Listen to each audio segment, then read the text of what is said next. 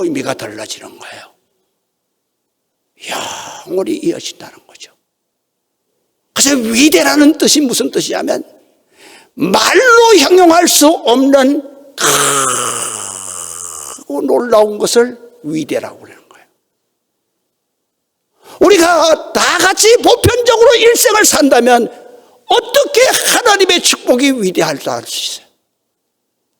그 인생이 어떻게 위대한 인생이라 말할 수 있어요? 그러나 내가 하나님 예수 그리스도를 믿고 위대하게 된다는 것은 그것은 내 인생의 차원이 달라지는 거예요. 위대한 인생이 되는 겁니다. 이제 이해가 되시겠어요? 예수는 우리가 도덕윤리를 교육받기 위해서 예수 믿는가? 아니에요. 우리는 내 인생이 어떻게 창조되어져서 이 땅 위에 왔는가?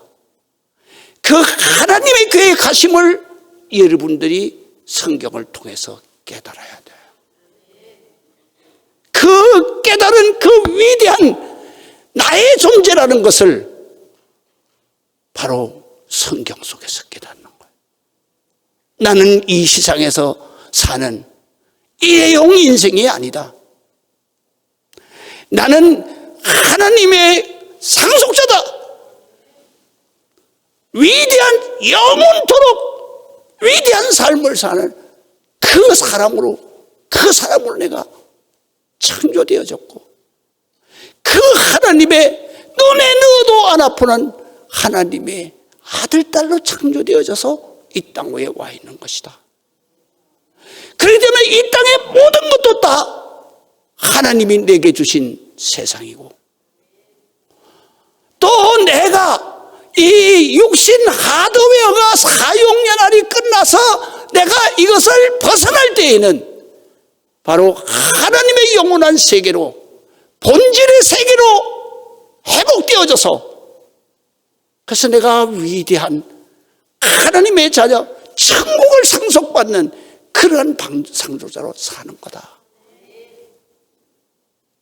이것이 바로 성경의 핵심이에요. 그런데 이 놀랍고도 위대한 이 하나님의 말씀을 전부 다 안 전하는 거예요. 그렇기 때문에 한국교회는 신학이 죽어버렸어요. 그 신학의 학문은 바로 목사를 가르치는 학문이에요. 성경을 해석해서 분석해서 목사에게 이거를 가르치라고 그렇게 일깨워 주는 게 바로 신학이에요. 이 신학은 그렇기 때문에 학문에 있어서는 안 되는 거예요.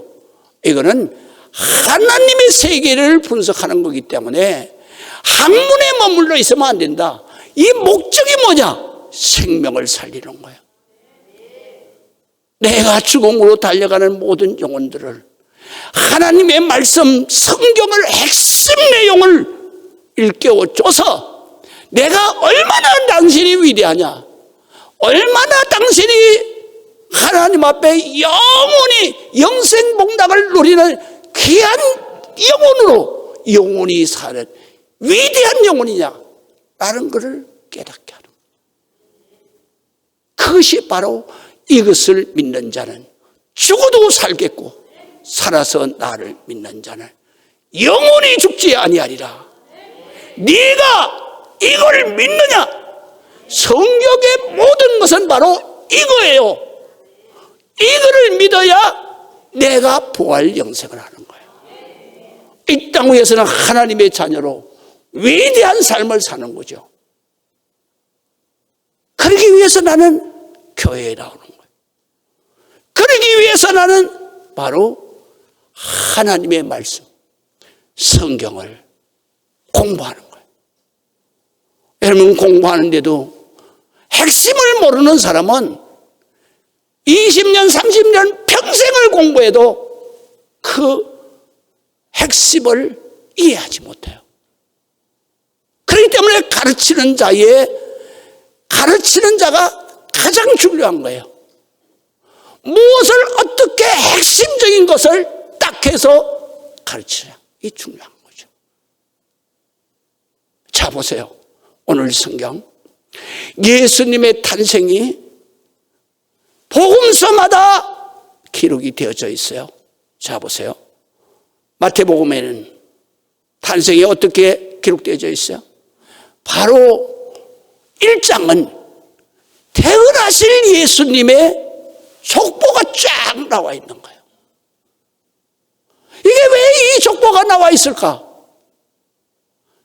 하나님이 인간이 되어서 오시겠다. 그것도 바로 하나님의 자녀가 죄와 사탄 마귀의 그 고통 속에서 해결할 수가 없고, 중요한 것은 천국의 아버지 집으로 복귀할 수가 없다. 그래서 하나님께서는 우리 하나님의 자녀들이 천국으로 복귀할 수 있는 길을 말씀을 하시는 거예요. 그게 뭐냐면 메시아 사상이에요. 메시아 사상. 메시아가 뭐예요? 하나님은 영이신데 그 하나님의 자녀들을 죄와 사망에서 살려내서 천국에 부활 영생하게 하는 것이 바로 이 메시아, 하나님의 목적을 이루기 위한 메시아가 온 이유예요. 메시아는 그렇기 때문에 전능하신 하나님 아버지가 사람의 모양을 가지고 이 땅에 오셨다. 그러니까 그 예수님을, 그 하나님을 뭐라고 부르느냐? 메시아라고 부르는 거예요. 히브리 말로. 왜 왔느냐? 죄값을 대신 지불하기 위해서 온 거예요. 할렐루야.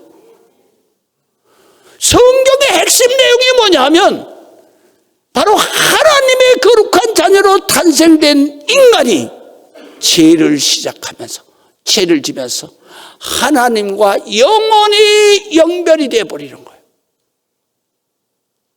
그래서 이 하나님의 자녀가 하나님 나라로 돌아올 수 있는 길을 열어주신 것이 바로 하나님의 말씀이거든요. 그렇기 때문에 죄의 싹은 사망이고, 그 다음에 사망은 결론적으로 죽음을 낳는 거예요. 죽음은 영원히 죽는 것을 말하는 거예요. 그래서 인간은 두 번을 죽는 거예요. 한 번은 뭐냐면 육신이 사용기한이 끝나서 육신이 죽는 것을 첫 번째 사망이라고 그래요. 두 번째 사망은 영원히 사는 이 존재가 바로 내 영혼이 지옥에 가서 영원히 고통받는 저주로 떨어지는 것을 두 번째 사망이라 그러는 거예요.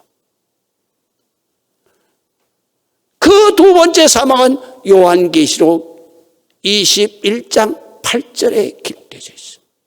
두 번째 사망. 하나님 아버지는 우리가 두 번째 사망에 이르면 안 된다는 거죠. 그래서 하나님께서 인간이 되어서 이 땅에 인간의 옷을 입고 오신 거예요. 그 인간의 옷을 입고 오셨다는 것을 바로 메시아라, 그리고 그리스도, 헬란 말로는 그리스도라 그랬다. 그래서 우리가 신학적으로는 그건 뭐라 그러냐? 성자 하나님이다, 그렇게 말해요. 그렇기 때문에 우리가 성경을 읽을 때 제일 먼저 뭐를 이해해야 되느냐? 요한복음을 이해해야 한다. 자, 보세요. 요한복음은 어떤 형태로 써졌는가를 여러분들이 이해해야 돼요. 성탄을 똑같이 기록하는데도 마태복음은 1장에는 족보, 2장에는 바로 동방박사가, 어떤 신학자는 3년 전부터 이 별을 보고 따라왔다. 어떤 신학자는 3개월에서 6개월 걸려서 왔다. 이거는 신학자마다 적용하는 시간대가 잘못되기 때문에 그래요. 동방이라고 하는 것은 그 당시에 어디냐면 페르사 제국이 있는 이란이에요, 지금 땅. 거기서 이 사람들은 무슨 박사냐면 천문학 박사예요. 별의 움직임을 보고 땅의 재난을 예측하는 거죠. 그러니까 밤마다 별을 연구하는 거죠. 지금의 현재의 천문학자예요. 그래서 이 별을 보다 보니까 큰 혜성이 나타난 거죠. 근데 이게 움직이네. 저 혜성이 왜 나타났나? 그때에 그들이 연구한 결론은 세계를 지배할 위대한 왕이 태어난다는 해석이 나온 거예요. 그래서 이란에서부터 출발하는 거죠.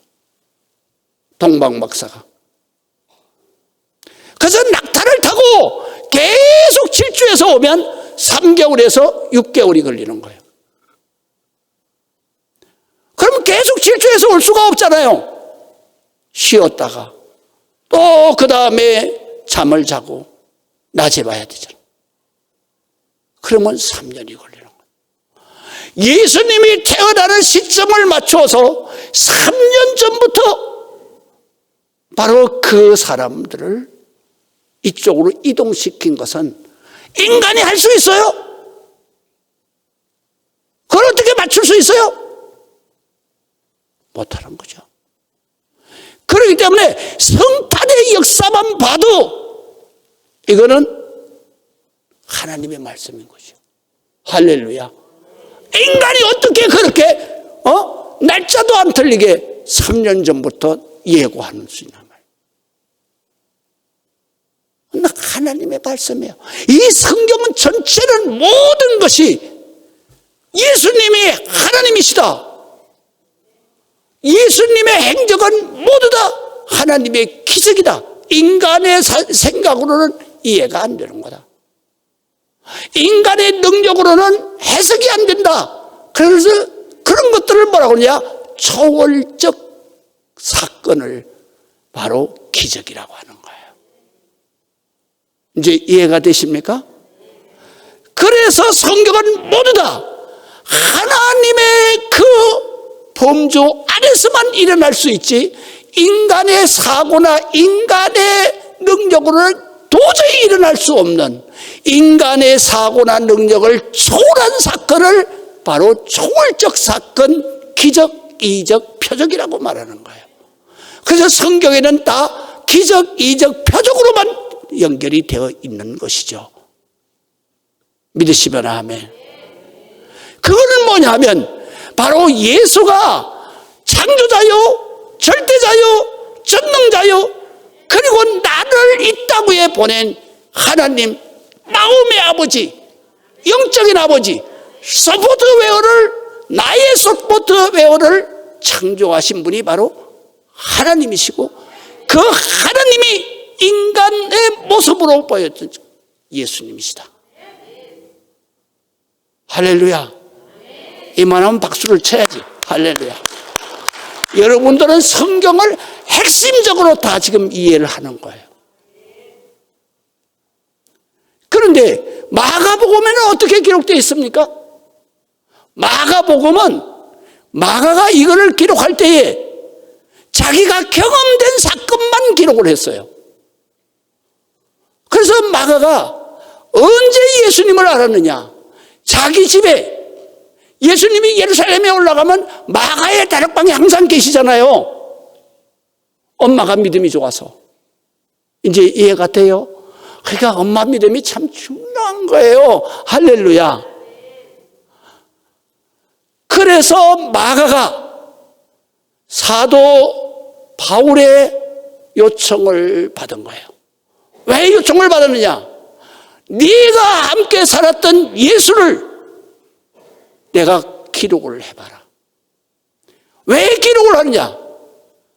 유대인들은 다 알아. 그렇지만은 이방인들은 몰라.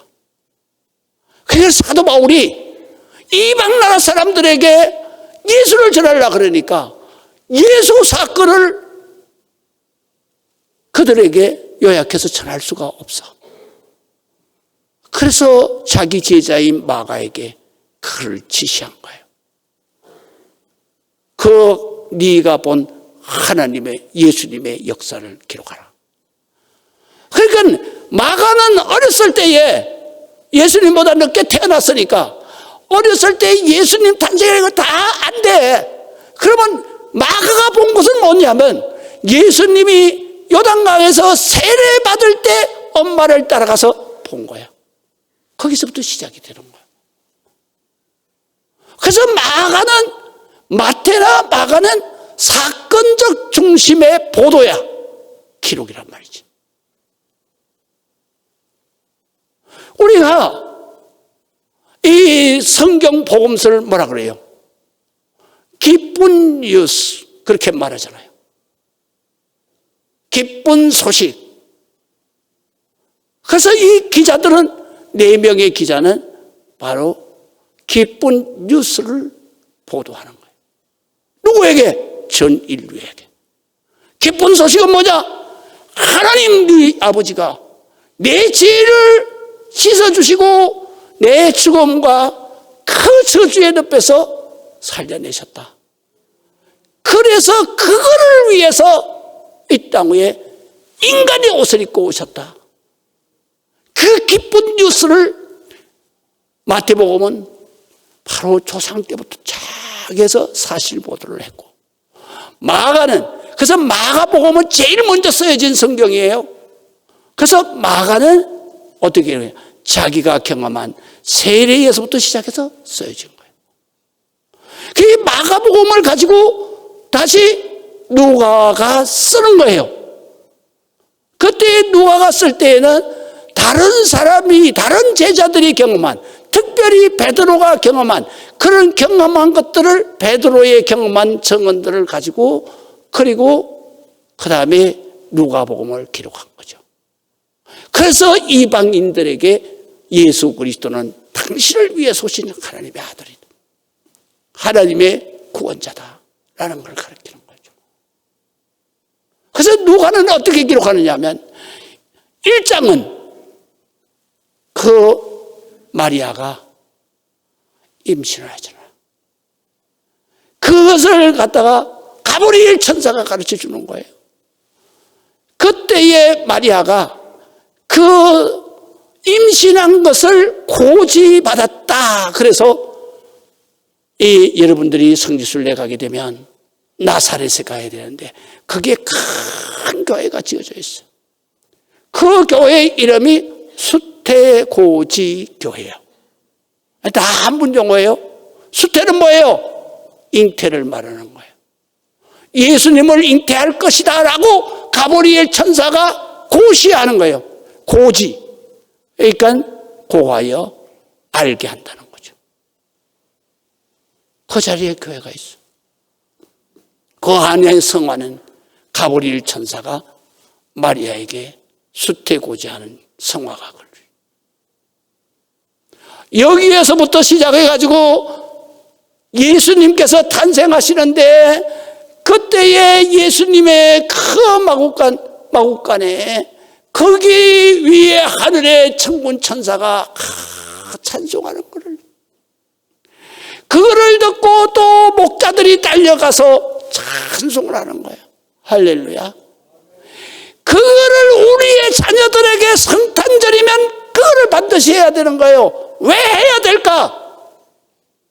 이 아이들이 어렸을 때부터 교회에 나왔는데 평생 기억 남는 거는 요거 연극을 통해서 깨달은 게 기억나는 거예요.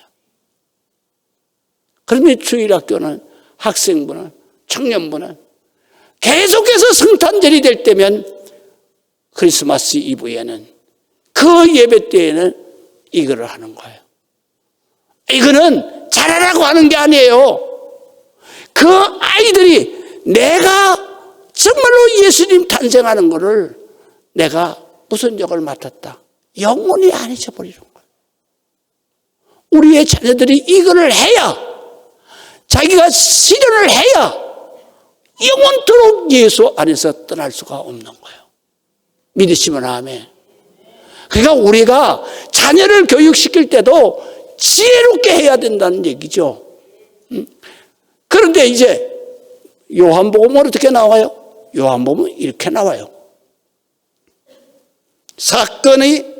사건적으로 기술된 것은 하나도 없어요.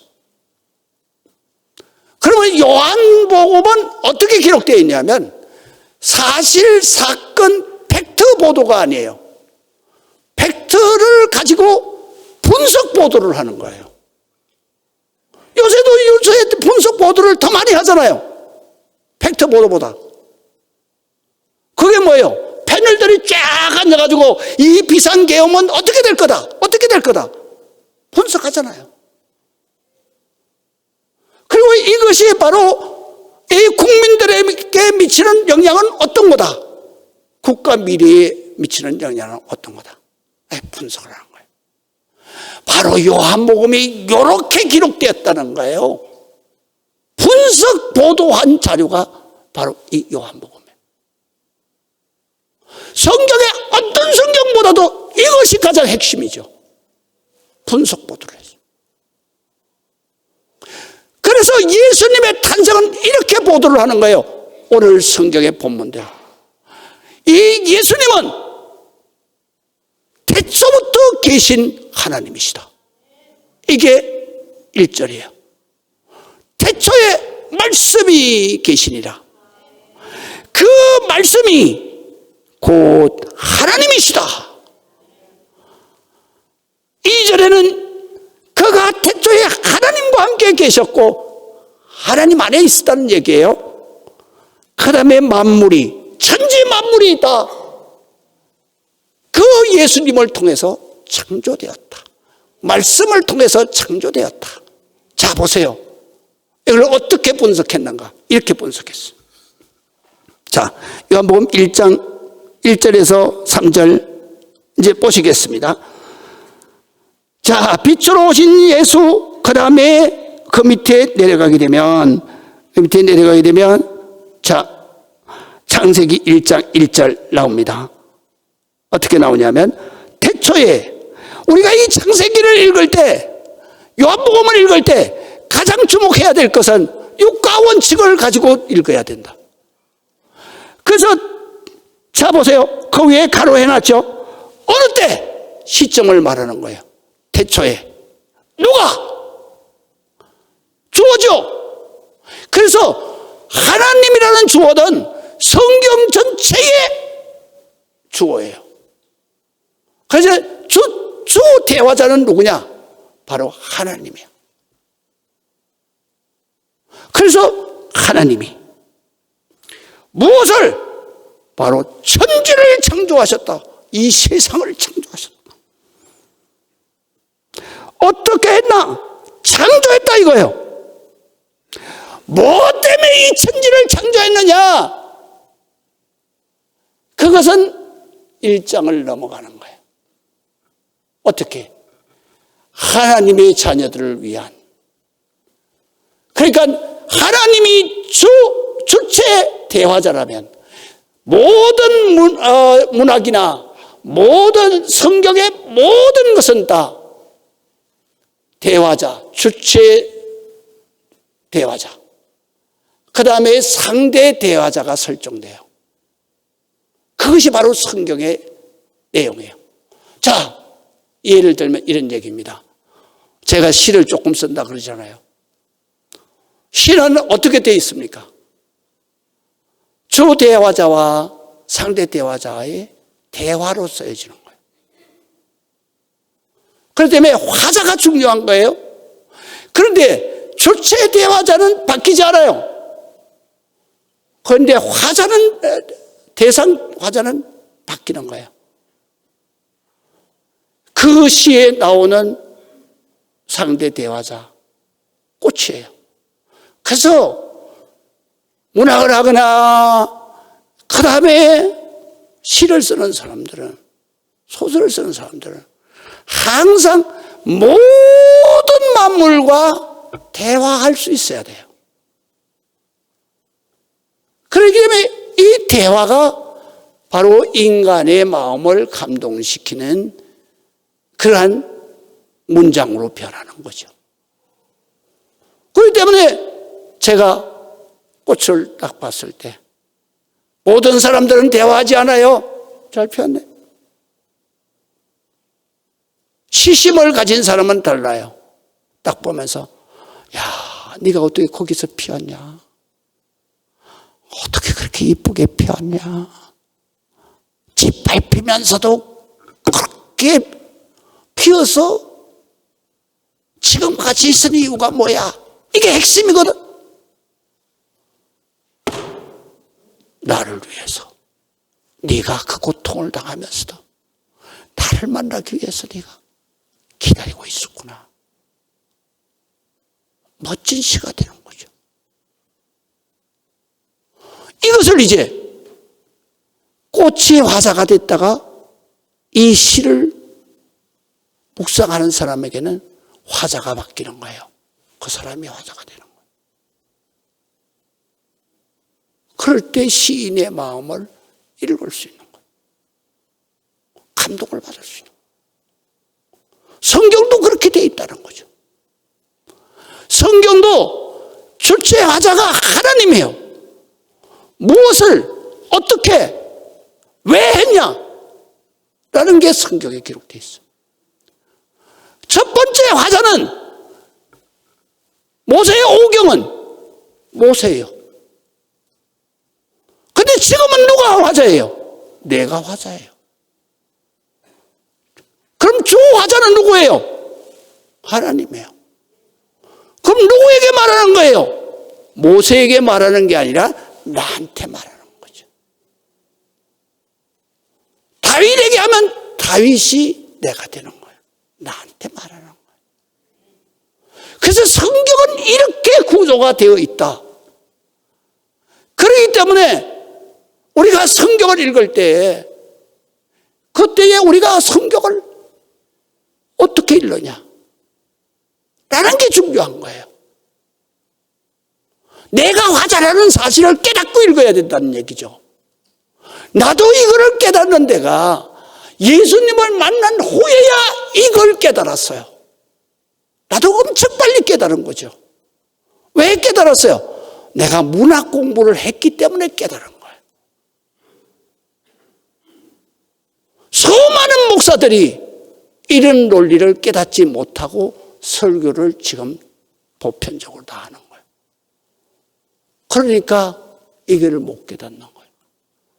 그러다 보니까 이 성경을 읽을 때 모든 사람이 졸음이 오는 거예요. 왜 졸음이 오느냐?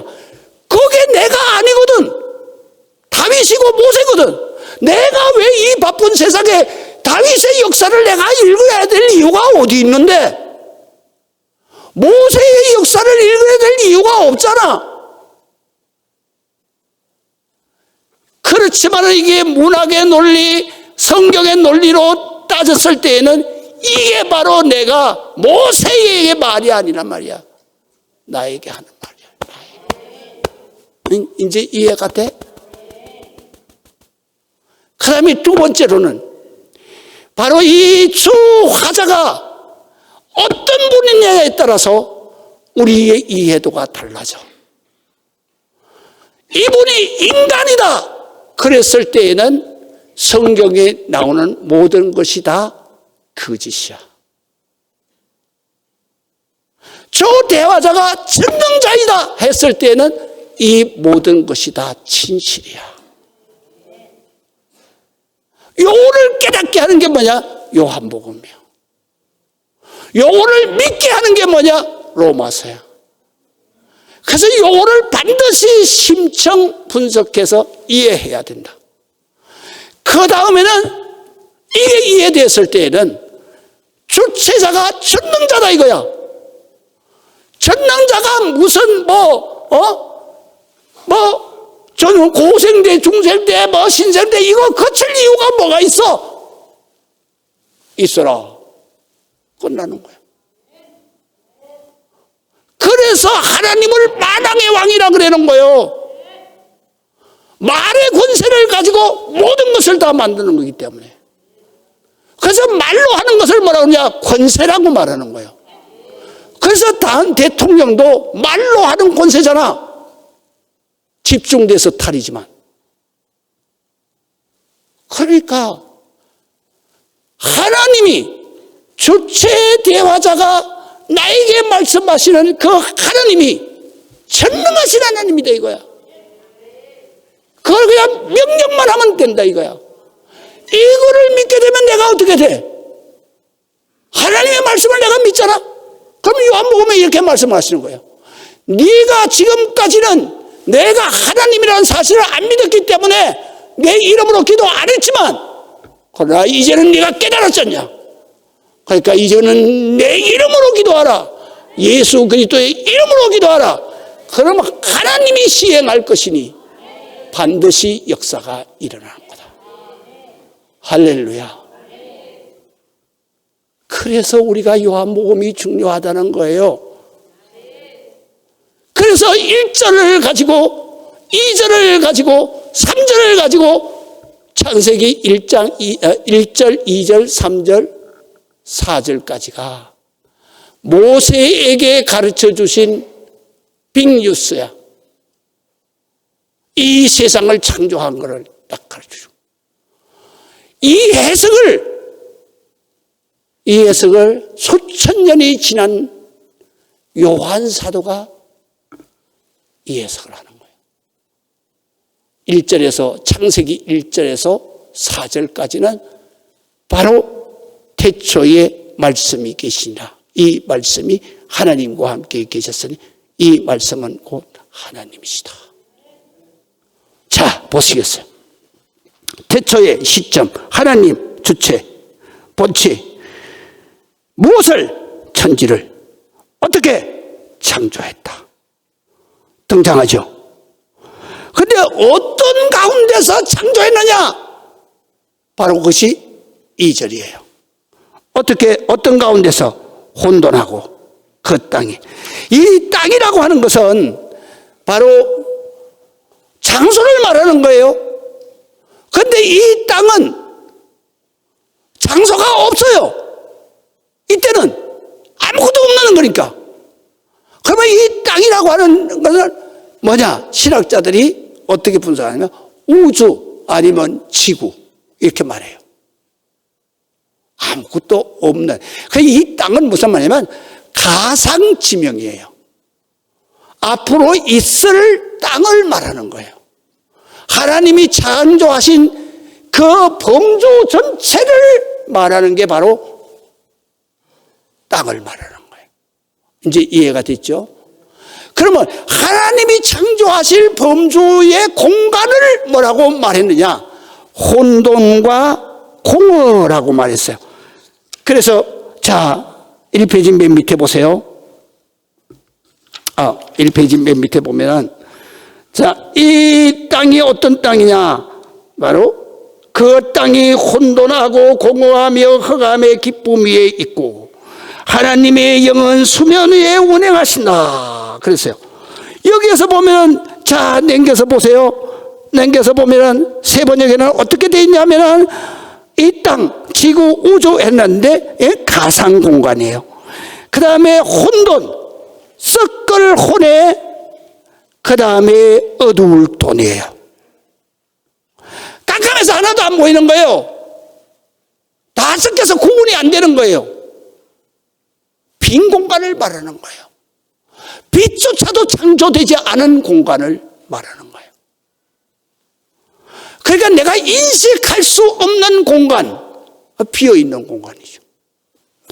그래서 혼돈과 공허, 특별히 공허는 공자도 빌공자고 허자도 빌허자예요. 그게 뭐예요? 아무것도 없는 공간이다 이런 말이죠. 빛조차도 없다 이거야. 구분할 수 있는 빛조차도 없다 이 말이에요. 그래서 비어있는, 아무것도 존재하지 않는 깊은 흑암도 마찬가지예요. 밑으로 공간을 봤는데 아무것도 안 보이니까 이건 비어있는 공간이라는 얘기예요.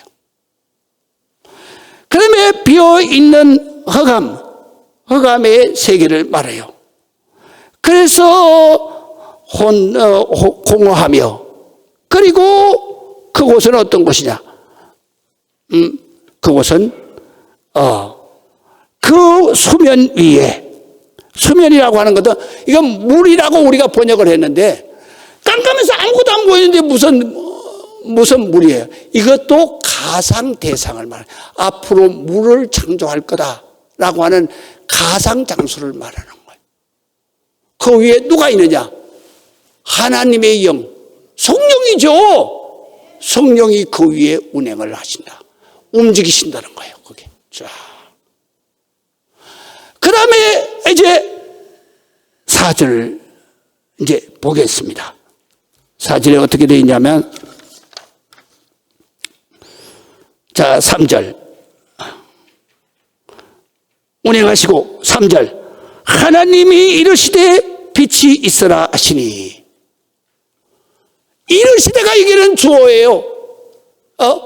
이르시되가 뭐예요? 말씀하시기를, 이런 뜻이에요. 그 말씀이라는 단어가 뭐냐? 로고스예요. 로고스가 누구에게 호출되느냐? 요한 사도에게 호출돼서 요한복음 1장에 1절에 나오는 거예요. 태초의 말씀, 로고스, 하나님의 말씀, 이르시되가 계셨다. 하나님이 계셨다는 얘기죠. 그래서 이르시되 빛이 있어라 하시니 빛이 있었다 이거예요. 그게 권세라 그랬잖아요. 하나님의 권세. 그런데 자 보세요. 성령님도 아무것도 없는 데서 성령님이 운행하셨다. 그거는 하나님 운행하셨다는 얘기고, 그 다음에 하나님이 이르시되 말씀하시기를 빛이 있어라 한 것은 바로 하나님이 말씀하신 것이다. 그 말씀인 그분이 바로 하나님이신데 그분이 천지를 말씀하시면서 다 창조를 하셨다. 그래서 제일 먼저 창조된 게 뭐냐면 빛을 창조한 거예요. 이유는 뭐냐면 공간에 무엇을 만들어져 있는가를 확인해야 되기 때문에. 그건 빛이야. 식별하는 능력이요. 그것이 제일 먼저 창조되는 거예요. 그 다음에는 이제 계속해서 천지를 창조해 가는 거예요. 하나님이 말씀하신 대로 쫙쫙쫙쫙쫙쫙쫙 생성이 돼 가는 거죠. 그리고 마지막에 이제 인간을 창조하시게 되는데요. 그래서 그 창조자는 나에게 어떤 분이냐? 그래서 마지막 보세요. 나에게 어떤 분이냐? 그분은 바로 나를 창조하신 분이다. 그 창조는 첫 번째 창조는 뭐냐면 이 세상을 창조했어요. 그 세상을 성경은 뭐라고 해요? 에덴의 세계를 말하는 거예요. 에덴의 세계는 무슨 세계냐면 기쁨이라는 뜻이에요. 왜 기쁘냐? 하나님이 함께 하시기 때문에 기쁘다. 할렐루야. 그래서 에덴의 동산이라 그래요. 그것을 왜 만들으셨느냐? 내가 사랑하는 화자. 로봇을 만들면 화자가 될 수 없잖아요. 그래서 이 땅 위의 유일한 인격체는 사람이에요. 그래서 하나님의 인격과 똑같은 인격을 가진 사람을 만드셨다는 얘기는 아들을, 딸을 설계하신 거예요. 내가 이런 아들, 딸들을 만들어서 세상에 존재하게 해야 되겠다. 그 성경이 어디에 있어요? 에베소서 1장 4절에. 여러분 빼라 그랬잖아요. 창세 전에 그리스도 안에서 메시아 하나님 안에서 바로 너를 예정하사 설계를 다 마치고 어떻게 설계했느냐? 하나님의 거룩한 자녀로 하나님 앞에 이쁜 짓을 해서 하나님 앞에 기쁨을 주는, 그래서 성경에는 영광이 바로 기쁨이라는 얘기예요. 하나님 앞에 예배하는 자는 하나님 앞에 영광을 돌릴지어다. 기쁨을 내려. 기쁨을 돌리라 이거요. 할렐루야. 그 다음에 찬송이 되게 하려 합니다. 이 말은 무슨 말씀이냐면 하나님의 기쁜 찬송이 뭐냐? 자식을 낳아가지고 엄마 아빠 감사해요. 이게 영광이고 찬송이에요. 그렇게 하기 위해서 로봇을 만들 수도 있는데 바로 하나님이 우리를 만드는 거죠. 그거를 이 시점을 따라서 바로 여기다 앉혀놓은 거죠. 믿으시면 아멘. 이런 사람이 무슨 권세가 임하겠어요? 왕의 권세가 임하는 거예요. 그 왕의 권세가 뭐예요? 영접하는 자 곧 그 이름을 믿는 자들에게는 하나님의 자녀의 권세를 주셨으니 이미 여러분들은 그 권세를 가지고 있는 거예요. 10년 믿었다 20년 아무 이유가 없어. 지금 이 시간에 깨달아도 돼. 이 시간부터 예수 그리스도 내 아버지 이름으로 기도하면 내가 다 시행할 것이다. 너 반드시 받을 것이다.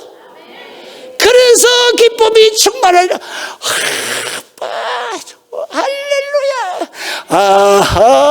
하나님의 은혜로 있을 데 없는 자. 얼마나 좋아. 나는 죽어도 좋다. 믿으시면 아멘. 우리는 다 같이 생각해야 돼. 나는 이 순간 죽어도 좋다. 왜 좋아? 이 복잡한 세상, 더러운 세상 보지 않고 하나님 나라 가서 이 기쁨의 세상을 영생하는데 뭐 더 살고 싶은 생각이 뭐 있어? 더 살고 싶은 생각이 뭐 있냐고. 나는 맨날 저녁에 잘 때마다 아버지 이쯤 해도 안 돼요? 그렇게 기도하고 잘 때가 많아요. 이쯤 해도 안 돼요? 여러분들도 적어도 신앙이 그 차원까지 가는 거야. 할렐루야. 저녁에 잘 때 아이고 아버지 이쯤 해도 안 돼요? 빨리 좀 불러봐봐요. 믿으시면 아멘.